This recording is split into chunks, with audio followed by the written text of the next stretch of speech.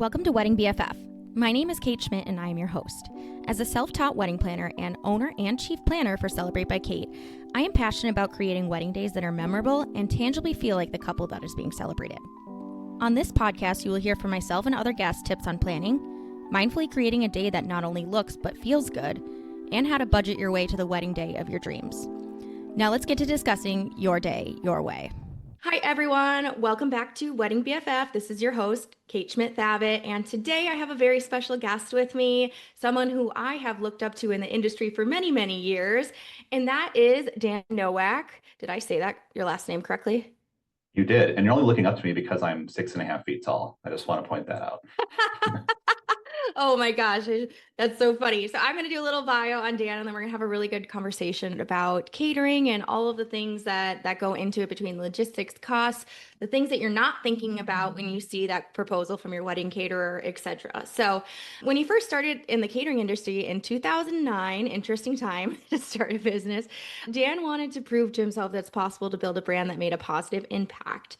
Over 15 years later, Tall Guy and a Grill has expanded into a growing family of hospitality brands intent on making Wisconsin a renowned destination for leading culinary talent, warm hospitality, and unforgettably good food. Brazen Standard Hospitality allows Dan to build a family of brands that work together to continue the mission for a more sustainable, local supporting industry. Sustainable for sure. You're still the only green caterer in all of Wisconsin, or has that changed? No, I don't think that's changed. Yeah. Okay. Yeah, first and only certified green caterer in the state of Wisconsin. Oh For my now, God. we welcome more people. We don't want to be the only ones. Right. We No. But you welcome were more the people first to join at the least. party. Yeah, we can say you're the first, and we should have more like that. Actually, why don't I just start with that? Tell me about getting that standard and what that means. I think I've seen my fair share of the palm leaf, or bamboo Mhm. plates and cutlery and things like that, but I don't know much more beyond that. I'm sure you have to maintain it, and it was a lot of work. So why don't we start off that way, talking about how we can save the world? Oh man, that's a loaded question. How much? That's a whole podcast full of stuff, right? How can Right. you save the world one meatball at a time? Is that what we're talking about here? Yeah. Yeah, I think that sustainability goes a little bit more, I think, even beyond like, the disposable and the paper products you see from the green restaurant standpoint of things. It's everything from the type of lighting we have in our building, the water flow restrictors that we have in all of our faucets to make sure we're not just, running water and there's tons of unnecessary water being run. As you can imagine, like any caterer, like food has a very, very high environmental impact. Like what we do as a business, I always have a love-hate relationship with, right? We love making people happy through food, but it can be very wasteful. I always say one of the most sexy parts of weddings that we work is the composting aspect of any kind of table scraps, any kind of food that is left on a plate, on a table, on a display, gets composted. We have a great local company here in Milwaukee called Compost Crusaders, and every single food scrap goes into a very lovely Home Depot bucket, which we then bring back here, which is super fun when it's like 90 some degrees in the summertime. And, it's one of the, it's very opposite, not very Instagrammable, but definitely, and it's a very high impact thing. So, and again, it's everything we teach our team here too, of not using unnecessary amounts of gloves, like all these little things beyond what you see on a tabletop that kind of goes into that mantra that we try to instill into our team. Yeah. Oh my gosh. Very cool. So do you have to maintain, do they do spontaneous checks? Is it something like that? Or how do They you? do. It's once a year. We have to hop on. It's actually basically like a Zoom call, and I have to walk Oh, around the kitchen on a video call with them and show them we still have the water flow restrictors, show them the compost bins, show them the recycling, show them all the things that we're continuing to do. So it's not just like yes, you pay for a membership, but also it is we're going to check up on you and make sure you're still doing the things that you said you were going to do. yeah. The few other things that go into that too is just the number of like vegetarian items you have in your menu, the menu mix, where you're sourcing your food from. Do you have seasonal menus like we do? So again, we're not trucking in strawberries from California in the wintertime because again, the product isn't good, it's more expensive. Why are we doing that here in Wisconsin when there's not anything growing outside in the ice and snow? Right, literally. Yeah, because you guys focus a lot on that. We'll get into that probably a little bit later because I jumped the gun with this green question because you should see in my office, I have I get so much scrap paper from this role, being a wedding planner, and I'm always printing on the other side, recycling everything. yelling at my husband when he's not recycling or rinsing properly. I have Uh, successfully made the transition away from post-it notes. I've been post-it note free for a couple of years now. So wow, that's yeah, awesome. Like we're all recovering, right? From I like know. realizing what we used to do probably isn't the best. And now AI makes that an interesting challenge. So let's go back to basics here. Tell me just a little bit more about your family of brands. So for a background for our audience too, when I started in the industry in 2019, it was just Tall Guy, correct? Yep. Okay, Yeah. so Dan is known as the tall guy, by the way. It's tall guy and CEO, I believe, is actually your title, but and he is tall. If you guys are wondering, he actually is tall. But I it's would stand up, but it grown. wouldn't be a flattering picture in the webcam right now. No, So let's not do that and say we did, right? But that was where it started, and I I can't even recall. I think I just knew of Tall Guy through, people I knew in the industry, whatever. But it's changed, and I feel like it keeps changing. And then you teased something on Instagram today. Don't know what that is, but I'm excited about it. So tell us about your family of brands and the priorities, because you can really do a full service experience.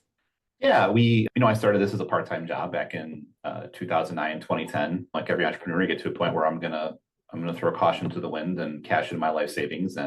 and go for it. So we started with a whopping with Talagai in 2013. We did a whopping 2 weddings that year. Fast forward to this year, I think we'll be end up between 140, 150 weddings we'll do. Last year we did about over 500 catered events overall. So really, as I like to say, things escalated pretty quickly. So yeah, we kind of started to grow, and then we got into 2022, and we had a liquor license for a long time. I said, hey, to get more bar business, why don't we start splitting these things off a little bit and kind of put some branding and some marketing efforts behind. You don't have to just book Tall Guy if you're right. If you don't need food, but hey, you just need a really great bartender that cares about, we dehydrate fruit garnishes in house, and we source all of our spirits and beer locally here in Wisconsin. Hey, let's support more businesses by making a bar program focused around supporting local. We can offer that as a standalone service as well, right? So you don't have to have any food if you just want the bar. Same good team, same attention to detail, those same kind of like green sustainability standards. And then in 2024, same thing with our dessert service, right? We said, hey, we built some really cute carts. I'll be back in the wood shop here in a couple of weeks building up some more because that side of the business is growing as well. And then having the Worked dessert with you cart, guys which a is few our, times yeah, which this our year. dessert We had a brand. few dessert cart. You have the cart, and Mhm. then you have the one that can go on a table, and Yep.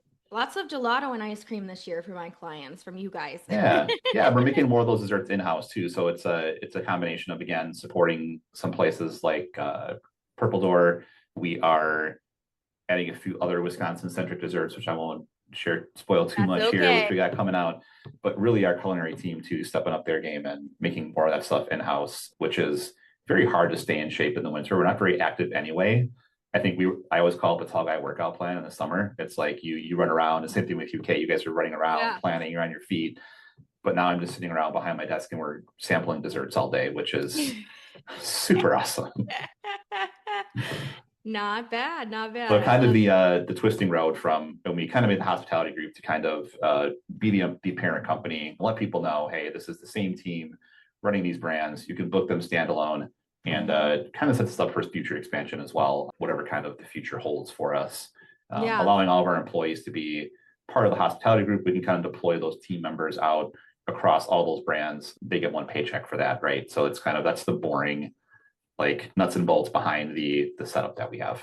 Yeah. And Brazen Standard, I feel like I have a idea of what you mean by that, but tell me a little bit more about the name.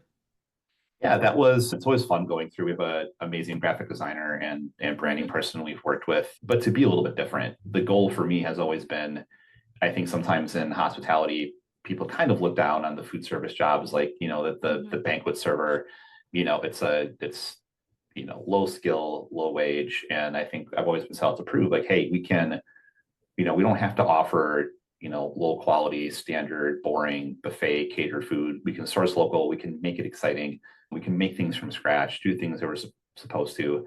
We can also pay people a living wage, right? We can make sure that not only are we providing a safe place to work, but providing good paying wages behind that. And we can stand for something more than just making a profit, right? Yeah, A lot of absolutely. our best as a thing on the pay thing, a lot of our servers are making around $30 an hour.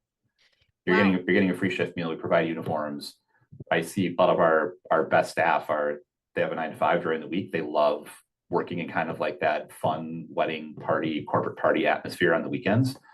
They're getting some nice $600-800 paychecks for working a couple shifts a week and Hmm. getting to hang out and eat some good food and be in that atmosphere. So Yeah. Oh, that leads me to another question, which is like, just because caterers, you said we have some controversial opinions here, which we love. So I literally asked Dan for that. Like you said, just because it catering, is it can charge the amount of money they charge doesn't mean that you're making a lot of money, and there's a lot of costs that go into that. So let's talk about like the elements of that. Obviously, you have a facility and, mhm. service charge is controversial. Clients, I try to explain it to them. A lot of times it's not a gratuity depending on which caterer you are. Maybe I'm wrong Mhm. there, but I feel like, it's good to tip your servers still. So tell me like the ins and outs of that and why they're seeing that final price tag, and there might be some innate like sticker shock at first with feet. Oh, for sure. Yeah. Yeah, I think overall between, you're fortunate to see a lot of restaurants close here in Milwaukee recently, but I always joke you'll never see any restaurant or food based business owner driving around in a Rolls Royce, because we're all in it because we just love to make people happy through food. Widely available stats online, your average restaurant or food-based business, your net profit is between 1 and 10%. Oh, Um, so that's not a made up number. People can easily Google and yeah. fact check all those things. So yeah, there is a lot of overhead, right? You think about, groceries are very expensive. The Yeah. cost we pay for beef has gone up over 300% in the last 5 years. Oof. So right, it's always that tough balance. But yeah, I think on the service charge thing for caterers, that's always everybody's a little bit different.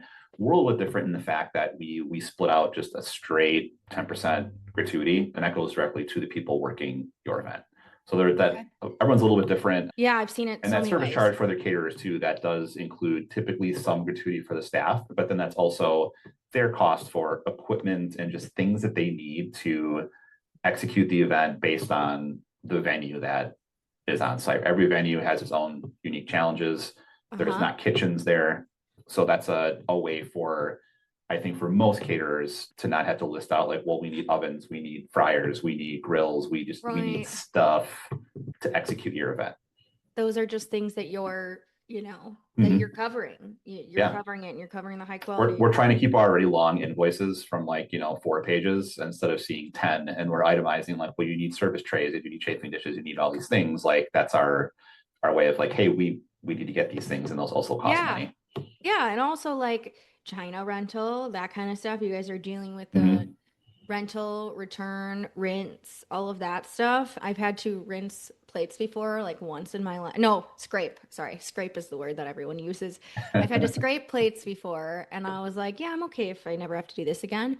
So, like on the Mm-hmm. front end and back end, there's so much time, not to mention the planning you're doing with your team, Mm-hmm. and then they're doing with the client and that kind of stuff. So I feel like it all makes sense. And food is, if you're feeding 200 people, I don't know why you're expecting it to cost Oh, $5,000. for sure. And we realize that we are catering expensive, right? I think outside of your venue, your caterer is going to be right up there as the two Yes. most expensive things. Not taking into account, dresses and other Yeah. things, right? Those are also, a Well, I wide hope the range of food costs more than pricing. the dress. I mean, everything's important to different people, Kate. I'm not going to sit here and Yeah. pretend that somebody, the dress is more important you Yeah, know, that's than the true. food. So yeah, so that's and again, we know we're not going to be the cheapest option out there because we're making everything from scratch. That takes people, that takes time. But I think the food quality speaks for itself, and we wouldn't have the Yeah. chefs we would have. Nobody wants to open up a can and dump it into onto a plate and say, "Here you go, happy Yeah. wedding day." Yeah, exactly. Exactly. Yeah. And tell me about like buffet versus, I'm going off script here, buffet versus plated. A lot of times buffet is going to be a more affordable option depending on where you're at. But I've heard people argue that they think it should be the same because you have to produce X percent over with buffet to allow just for people to go rogue a little bit. Like, Mhm. what is this? The staffing's got to be different between those two, or not really? Or tell I me think it'll more. be different. That's going to be the main cost difference. As far as, at least on our side of things, as far as food portion goes, with buffets, people tend to take a little bit more food than what's on your plate and entree. Most people don't, some do, but really the main difference in price is going to be from that staffing. When Yeah. you're doing a plated service, nobody wants to wait around 45 minutes for their dinner to be served. So you need to physically have bodies. Nobody wants to be in their room after dinner is done and there's plates littering the table everywhere. So that just takes extra staff to execute, right? From a buffet standpoint, a little bit more free flowing, right? Dinner can take a little bit longer with buffet Yeah. service, which is I know. something I that feel like people we don't know that, like to point out. I mean, it is yeah. only we control the speed, but we're doing the plating, right? So we've got, let's say, 150 people, we'll serve everybody in 25 minutes. Yeah. Sometimes that same amount with a buffet, you're probably looking at about like 40, 45 minutes. We can't prevent people from meandering through a buffet line. We do double-sided buffets, food stations. We do as much as we can to speed up the process, but we can't control how fast your cousin from Tennessee is putting chicken on their plate. So. Yeah, exactly. Or saying that's not barbecue, or like just messing around. So, okay, yeah, that makes sense. And I also want to do a disclaimer to everyone that, buffet, there's no shame in buffet either. If that's what your budget allows for, do it. No one is looking, there's a stigma associated with it. And realistically, I look at it as you're actually eating what you want to eat. Imagine that. And, then there's the family style side of the gamut where you have big, all the dishes that are passed and shared amongst your immediate table. I don't like family style. Like, how do you keep it warm, or do you guys not even do that? Well, I think on the buffet note too, when I first started the business, it was all Schaefer buffets. Like I didn't know what the hell I was doing, 15, 16, none of us do. We start businesses. We're just like, hey, I got this You have no idea. hope and a dream. Yeah. But as it's evolved and our food quality's gotten better because we have very talented chefs, and we're actually seeing this year kind of a renaissance of the classic buffet setup, right? Where you're having your chafing dishes, and because the world is an expensive place right now. And so we're like, hey, we have actually modified all of our services to now offer more of that breadth of service, right? So say, hey, you can still get the same great quality food, save some of that money on the china or the passing platters for family style, and you can still have a great experience having a buffet, and we'll make it look nice. Yeah. So right, there's no difference in the quality of food or the time and attention that we put into it. So there's that to consider. From the family style standpoint, we always say to keep in mind, the decor on the tables, the centerpieces, all the extra things that can make its way there. There is the added cost of the service platters as well, right? Yeah. I know every catering might be a little bit different. We're the size of the business where, we don't have an infinite inventory of those platters. So if we have multiple events in a day, we have to rent those. And a lot of times, right, we're just renting those and that cost just gets passed on, right? That's part of our service. Of course. But those are still, you're looking at an extra, if it's $5 to $8, $9, $10 a platter, and you've got 4 different options per table, you've got 20 some tables of guests, $50 a table in additional rentals. That starts to add up as you're looking at a budget and saying, hey, well, how can I trim $500-800 off of this? Well, if we switch from family style to buffet, there we are. Yeah, your per person cost changes. The vessels are different, like you said, you own versus rent kind of situation with what it's being served in. So that makes sense. Okay. We talked about your sustainability process. We don't need to talk about that. But what fees, let's talk about just the breakdown of a catering invoice, how it normally would look. I've seen a variety, but I have a good idea of the base. What should they expect to see on there? Because it is not, I'm just going to give an example, say like 100. No, that's usually with, if we're not doing bar, give me like a filet per person price before we do service charge, before we do rentals, that kind of stuff. Like, I think most places are going to be between 40 some and 50 some bucks a person. Yeah. On our side of things, that's including your salad roll and then like that entree. Right? Yeah. Okay, gotcha. So what about for a short, brief answer? Yeah, no, you're good. What other fees are we seeing? Like, I hear all inclusive thrown around sometimes with caterers, and then I'm like looking at the invoice and I'm like, I'm still seeing every itemized cost. Like I see nickel and diming, to be honest. I think all inclusive isn't really a term that we use. We'll use like a per person cost. Per person is another way of saying all inclusive, but really I've always started, I have a finance background too, which is another story for a different day of how you have a finance degree and then work your way into the hospitality business. But from us, you'll see, we try to make things as provide detail and not hide any costs, but make it easy to understand. So we'll kind of break it down. You'll have a food cost, you'll have labor on there, that gratuity for us, that 10% is called out separately. And we kind of have things summarized by section. Yeah. Yeah. Right. And so there's not a lot of the times at least with our pricing, unless we have to rent something very specific piece of equipment for your event because you want the special item that we need to rent a fryer for, or some piece of equipment, or you want the high-end china, like again, that'll be itemized out, but we try to keep it, hey, here's your food cost, here's your beverage, here's desserts, here's all your rentals, hey, yes, you're paying whatever it is, 50 cents a fork. Like we'll say, hey, you need 200 forks, here's your cost. And at the bottom, it's like, here's this, your taxes, and then your total at the bottom. Linens are a whole different thing. Sometimes the venue does them, sometimes the caterer does them, sometimes you just outright have a rental company come in and do it if they're specialty, whatever. So like that's another thing. Water service, like that's something that I think a caterer should absolutely charge for. Coffee service, yes. Is it French style? Is it, I think I'm using the right term. Is it to your seat? Is it stationed? That makes a difference. Like how you're staffing that. So how everything is served is like, would you say that is kind of one of the main cost factors?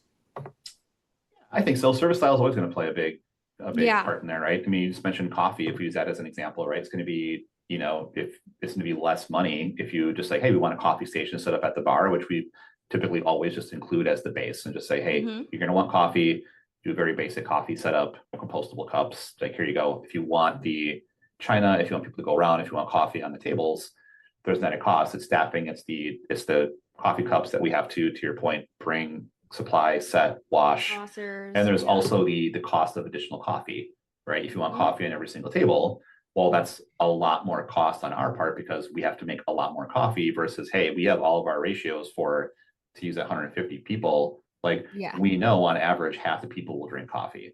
So again, like we're never charging full guest count for coffee because we just know that people aren't going to drink it.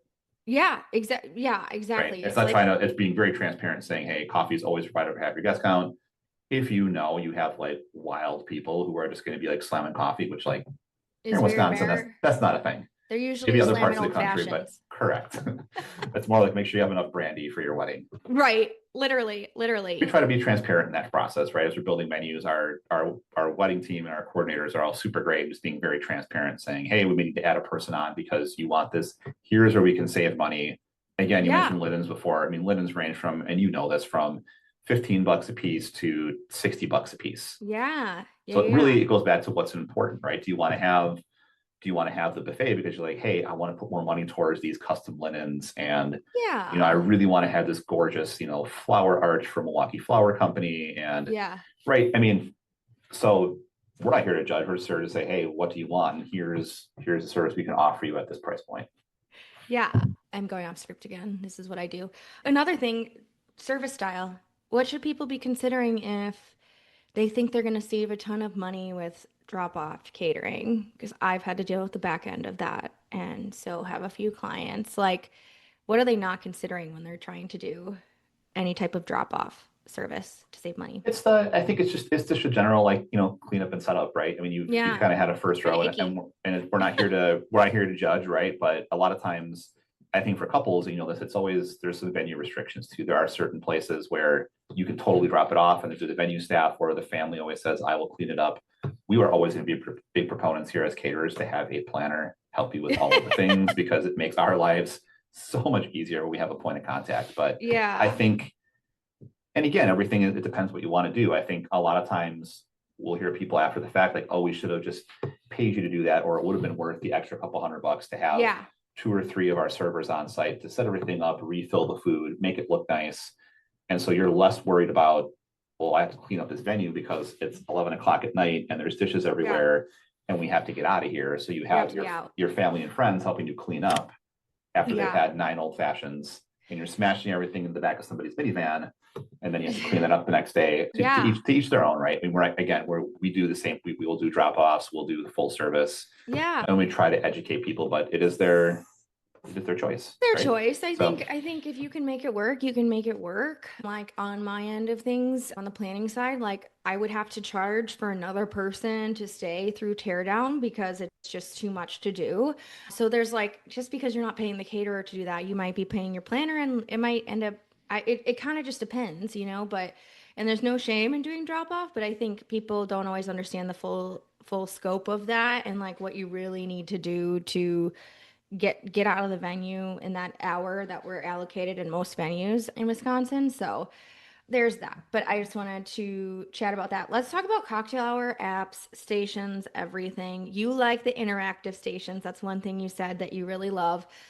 I I feel like at this point in my career I'm like, okay, we have 150 people. What should we do for a grazing perspective? Can you put something together? Then there's Martha Stewart who says you need like, I don't know, 5 to 8 pieces per person. Like when I started my career, that's how I was like choosing quantities. Why I didn't have the caterer just do it for us. Different story. It was the one I did with you guys. This was in 21. I don't think I even asked. I think I just was like, oh, this should be good. Martha said we need X amount of pieces. So before I bore you to death with this question, how do we determine like what makes sense? What's the rule of thumb? Am I wrong? Is Martha wrong? I mean, again, I'm going to say it depends, right? It depends on budget. It depends. I mean, I'm not trying to be like the politically correct answer, but on average, Yeah. like, we'll tell people three to four pieces. Again, if you're combining that with any kind of like table appetizer or display, Ah, we'll say, hey, maybe you can scale down from budget standpoint. You want to have that grazing table. Let's maybe drop that down to like two past apps, yeah, right? yeah, And exactly. really, and we kind of see the gamut of people wanting to focus either money maybe sometimes on the dinner, or we have the people who are like, we want food all day every day, which is like our favorite people because we want people to enjoy the food. So like, yeah, we want three to four Have past fun. apps. We want a grazing table. We want Kate's favorite style of service, which is family style. We want family style. We want immediately after dinner, we want dessert cart out there serving ice cream to people. And then, hey, and Hmm. then we want late night snacks later on too. Yeah. So really, we try to steer people towards and kind of let them know, like, hey, this is too much. You're going to be full. We're not trying to take money out of our own pocket. So we're trying to be like, hey, let's be reasonable. We can definitely do anything you want, but there's only so much Yeah. food people can eat based on your cocktail hour length as well. Literally, and it comes back to like the side of service style. If you want it all passed, you're gonna pay for it passed, right? If you want to do a lot, I see a lot of hybrids. I see a lot of, Mm-hmm. Wisconsin, right, or Midwest in general, is what we serve, but it's always like a decent charcuterie, crudité spread or something like that. That's very Mm-hmm. common. So the hybrid is possible, but you can also do all display, less Mm-hmm. staff. And so that's something I think that couples should think about.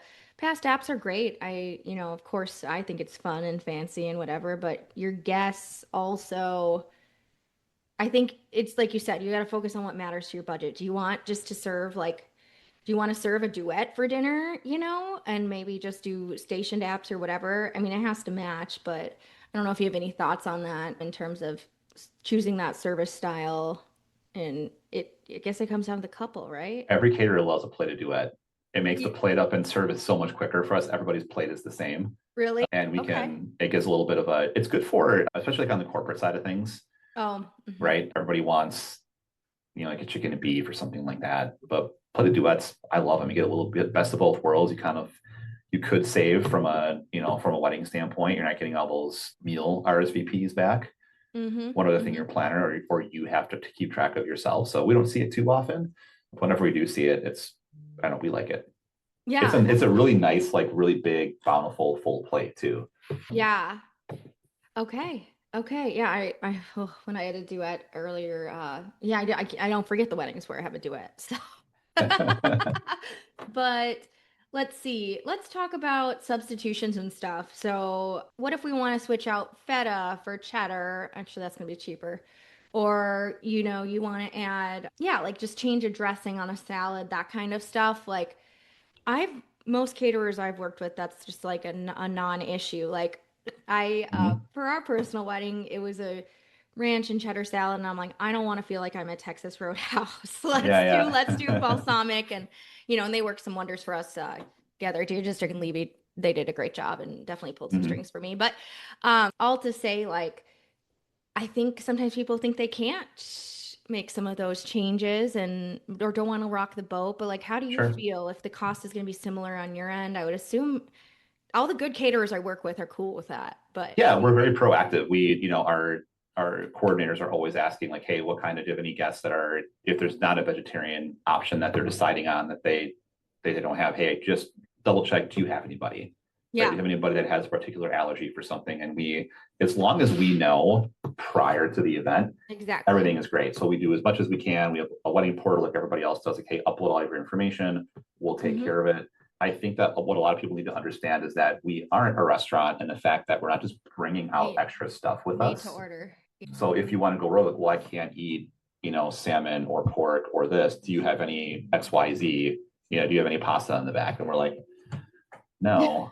I No, when we mean, didn't know, and but that but if happens we at knew every ahead of wedding. time, we can do quite literally accommodate any, outside of somebody who needs something from like a certified kosher kitchen or something. We're not something Yeah, very specific like that. But that's as long as fair. we know ahead of time, absolutely no issues. Our menus are designed for customization, I was gonna right? say, yeah, One of so my they favorite can. things to say is, I don't know if my team has a love-hate relationship with it, but I say kind of like standardized customization. Like we have all these predetermined things Yeah. that we can offer, but we know how to handle internally to make sure that it's repeatable for all the events we do. Yeah, yeah, and I think another message. Don't be afraid to ask your caterer if you want to just switch up some like I it's hard to the good caterers that's not going to be an issue and they're going to Mhm. also offer suggestions or feedback if maybe that's not a good move or those kind of things. Can you do this? Can you do that? Like I know tall guy, you'll do what you can to make it happen. Mhm. So, The only time we're saying no is based on like a venue restriction, right? Somebody wants something fried or something that we right, know on we site. can't Mm-hmm. successfully like prepare it offsite and bring it there, and the quality is going to be there. Then Yeah, we're going to say, hey, we can't do this because of X, Y, Z. exactly. But Uh-huh. it's a rare thing. That we usually try to flush that out like in the sales process, so it never really gets to that point. When we're Right. proactively selling menus, we're not going to sell somebody something that we know can't be executed once we get to the day Mm-hmm. of their event. Mm-hmm.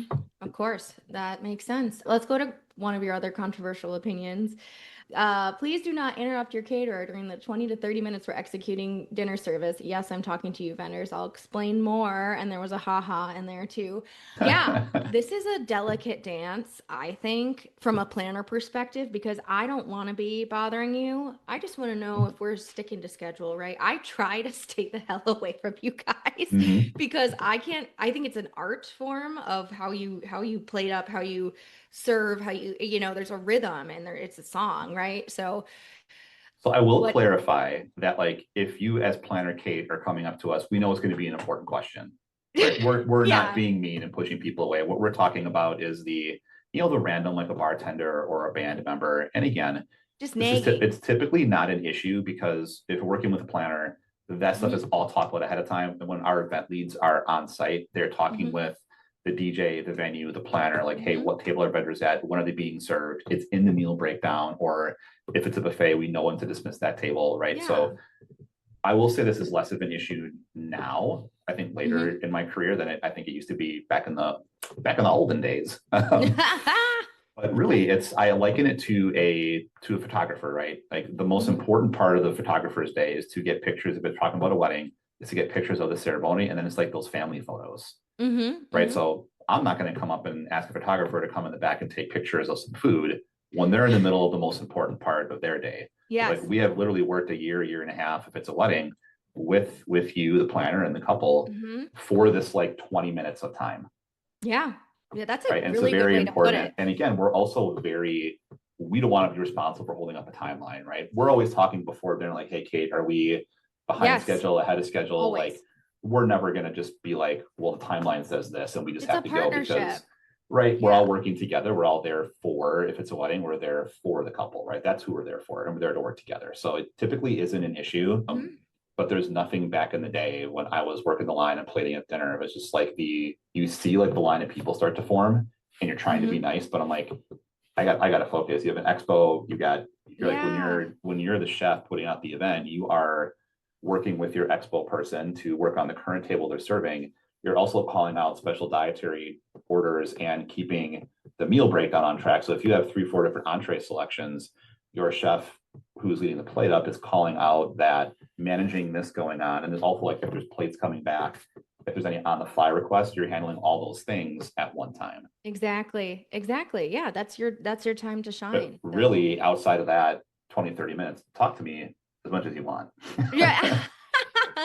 And I It's mean those that quick very checks. respectfully, but Like, it's like, hey, like just please no nonsense during like literally 20 minutes. I mean, that's like when I'm queuing up a ceremony and the team and I are queuing up a ceremony. Do not try to talk to me. We all have our times when like every member of the team is focused on this one thing, and Mm-hmm.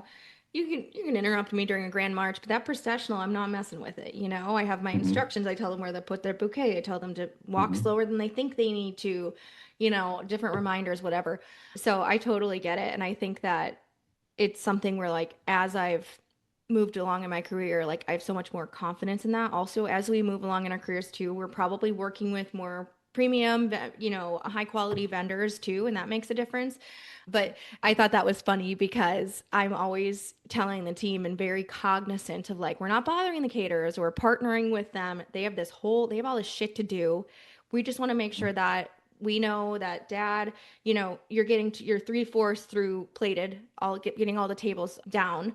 So then we're gonna let dad know, you gotta, what, maybe 10 minutes or Mm-hmm. something until you're on.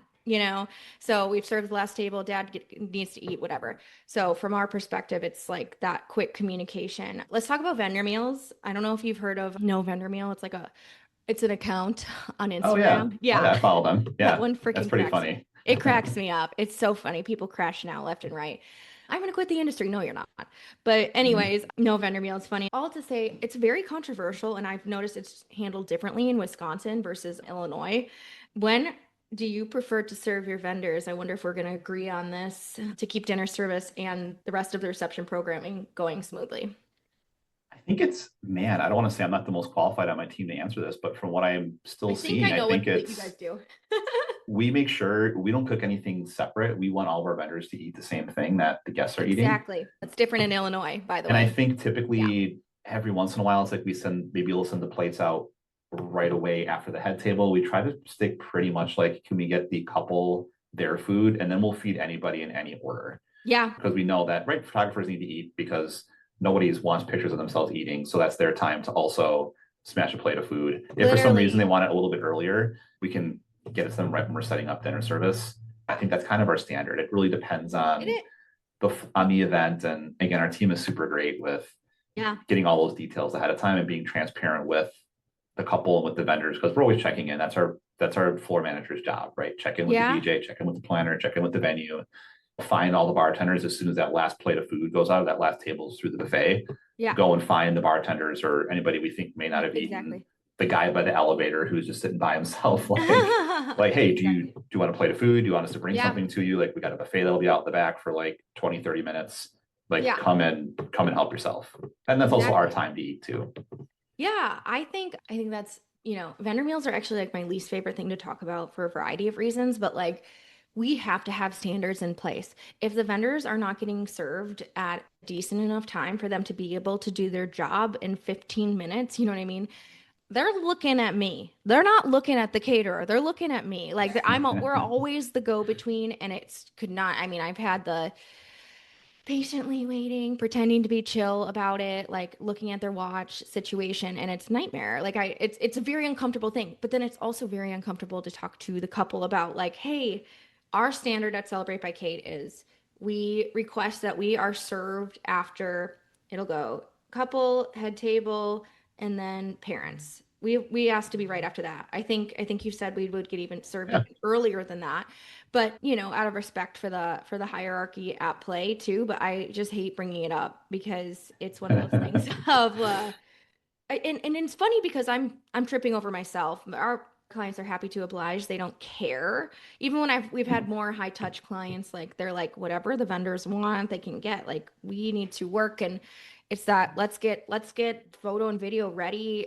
Get videos, audio ready for the speeches to come and things like that. It's very important. So glad to say I knew you were going to be a vendor's vendor with that question, but it Well, is. and I think from our standpoint, we recognize that yes, even though it's a wedding, like we want to put our best foot forward for all of our vendor friends as well, right? So if you have a Mhm. good experience with us, if you are eating the food that the couple's eating in the same, the same quality, like you're going to refer us more and that's going to help our business too. Yeah.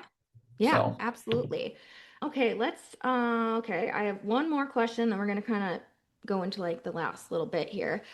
Let's talk about bar service. So the Crafted Tavern is your bar yeah, service, mobile bar. Like, what should couples be considering? I guess, I know bar is an easy way to spend a lot of money. And in yes. Wisconsin, it almost always entails a full liquor bar. Let's talk about specialty cocktails. Let's talk about ways that couples can be mindful of their budget and, whether, actually, I'm just going to stop bringing up suggestions. Tell us more about bar service, what goes into that, and what they should be thinking about when they're making those choices for their Sure. group. Yeah, we are a little bit of a unique setup from a caterer standpoint that we have a full liquor license. So we are actually Hmm. we are certified to bring out all of the liquor, the beer, the wine. We can Hmm. purchase it for you. From a bar standpoint, you're right. If you want to offer all the local spirits, you want full liquor all day, every day, because we are in Wisconsin. We're the drunkest state in the country, for better or Truly. worse. But that does come with the cost, right? Because for an example, a wedding client of ours is going to drink 2 or 3 times as much as a corporate client, Yeah. right? No one's sitting there and ripping Guaranteed. 6 old fashions at, a happy hour at a bank lobby when they're networking with business professionals, but No. they'll definitely pound those 6 to 8 drinks at a wedding on a Saturday night in June when the weather's gorgeous and everyone's having a good time and dancing. Yeah. From a cost standpoint, I think a nice balance for people is offering those signature cocktails. If you want old fashions, if you want to Yes. have, it can be something as simple as like, I know a lot of my friends like gin and tonics, for an example, right? Yeah. And the I've seen bride that could done. say, one half of the couple could say, hey, I want to have a G&T as my signature drink because we know we can offer that the whole night. There's still going to be some alcohol. And then maybe the other person's like, I really want old fashions. But that's a way that when you're the caterer, hey, we're bringing out brandy, bringing out gin, we're bringing out these specific things. You don't Garnishes. have to schlep out all the wide range of other garnishes, other liquors. You have your beer and your wine. That's a nice way to find that middle ground of we want to offer some alcohol Hmm. and have beer and wine. I think it's the perfect hack. Like you Yeah. can name it after your dog, your cat, whoever. We all know Mm-hmm. people who do that, right? And I'm a big fan of it, by the way. But I think that's the best way to work it in because that trend started what? It kind of has been going since the beginning of my career for the most part in terms It's of been just, around for quite a while. yeah. I think it's cool. I think we can do some really fun stuff, and it's another way that people can kind of add that personal touch and Yeah. again keep those costs down. You If you're don't have to do having a wedding at your house, something too, we can definitely supply bartenders, ice, some of those things, offer up right. suggestions on quantities. We Hmm. always say it's always an awkward conversation if like the family, like let's say they're martini drinkers, right? And Yeah, there's like me. 75 people and they've got like 3 bottles of gin. So there's Yeah, always an that awkward conversation of them having to go up to the, father of the groom or something and saying, hi, so we're all out. I'm happy to go to the store and get some, but do you have your credit card? yeah. And this is not a made up story. We've done this like many, many, many times over the years Yeah, and saying, yeah. hey, we'll give you the quantities that we recommend, right? And then they'll supply it. And then they, you know, might not listen to us because the cost will start to add up. And then we have to say, hey, you This is know, awkward, and but we're not telling the guests at the wedding that it's, oh, well, they didn't want to pay. We're having to like very quietly go and say, hey, we're out of this. Like, what do you want to do? And again, 9 times out of 10, they're like, oh, for sure, go out and get what you need. Again, all the yeah, more yeah. reason I think to, partner with somebody. It costs a little bit more, but I always kind of say it's that concierge service, right? We'll bring Mm-hmm. everything to you and we'll take it all back with Mm-hmm. us. You don't have to worry about all the schlepping. We'll do it Yeah. for you. Ice is an actual nightmare. Every time I've had to deal with ice, if it's not, Iceman. oh, I mean, we've had to, yeah. We have had to bring it in, DoorDash it in, do all these things. I think no If matter how I, much ice we bring out, we're always having to run and get more. it's wild. Um, It's wild. and then sometimes we bring it out, we use our same quantities, and then for some reason there's just like a lot extra. Like, all right, well, how can we have all this extra ice this time? It's really a wild card. Again, one of those things we just build into our pricing and saying we're not itemizing ice out separately. It's Yeah. just one of those things where we know we're going to go out with X amount of ice. And we also know, like on hot days too, no matter how many coolers we bring out, it's going to melt. So it's actually Yeah. more beneficial for us to say, hey, we're going to go out there with our 2025 20-pound bags of ice. That's going to get us through cocktail hours, going to keep the beverages chilled. And then, hey, when it's a little bit slower during dinner, we'll send somebody out and we'll grab, another 10, 15 bags we need to get through the night. Right, exactly, exactly. And another thing that goes into costs for bar service is if they don't have, I've had it Almost where there's no behind the tap scenes water, thing. tap water. So that makes things really interesting. Obviously, Mm-hmm. no ice machine. And sometimes, Mm-hmm. but then even if they have an ice machine, it doesn't always like actually make enough From our ice. standpoint, we usually say from a bar, like we'll take care of all that stuff. And Yeah. even from a catering standpoint, like give us four walls and preferably access to running water in a sink, and Yeah. we're good. I know that sounds No, but that's like true. harsh, but like You really don't need when a you're in dishwasher. mhm, Yeah. Yeah. You're gonna that's make part it of the work. cost of your caterer, right? We are Yeah. bringing an entire restaurant experience to Into. you that you've curated that Yeah. you what you want for your special day, right? So that comes with the cost. And just give us a blank empty box and like let us do our thing and we'll be good to go. Exactly. Exactly. I mean, we've worked in a variety of kitchens too. All And right. you got to put kitchen in air quotes when you say that. Oh, So yeah, I do. Okay. Kitchen. Yeah, yeah, yeah. I love it. So any questions I should have asked you? Any other takeaway pieces of advice you'd like to share with the audience? I don't think so.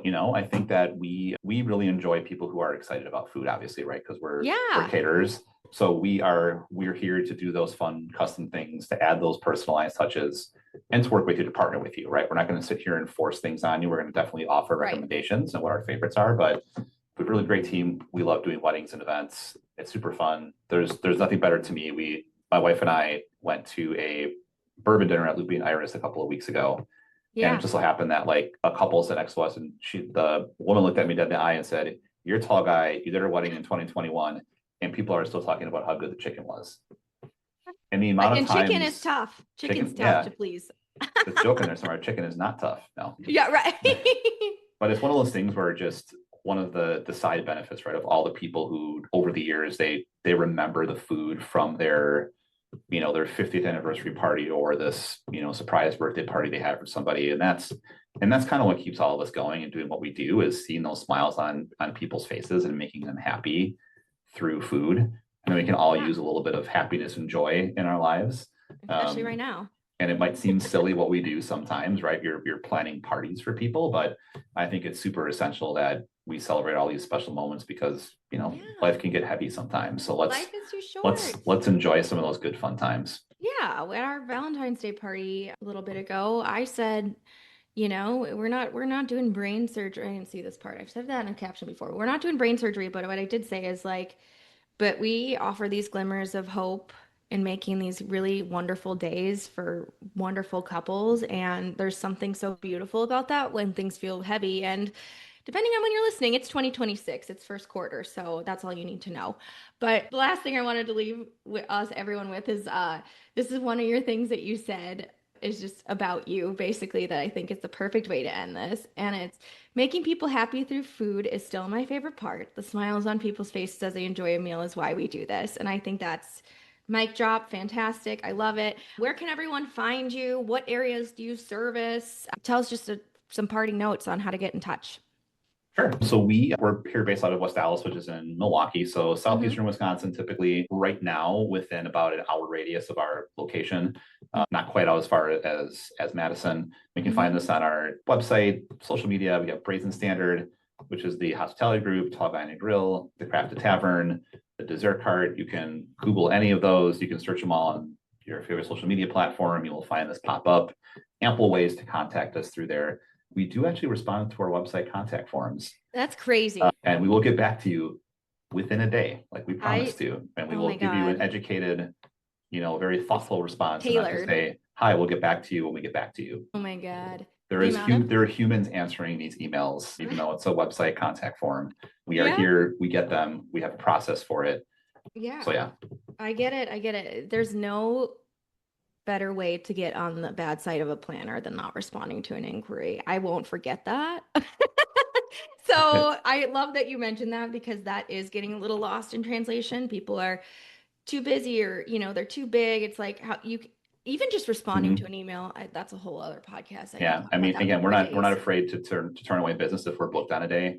We tell Yeah, people or it's not a good fit, that is you not a know? sales tactic for weddings. Like we will only take a certain amount every day, every year we're growing, right? But Yeah, we say no because we're not threshold going to sit changes. there and just take your money.